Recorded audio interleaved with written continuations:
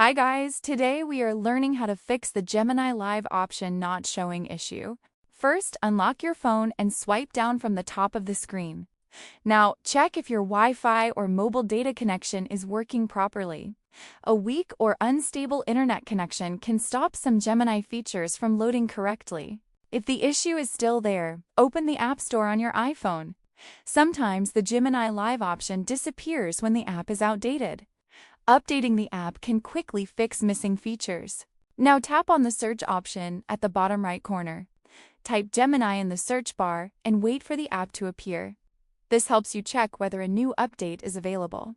Once the Gemini app page opens, look for the update button. If you see it, tap on it and let the app update completely. After updating, the Gemini Live option may start showing again normally. If the issue still continues, restart your iPhone once.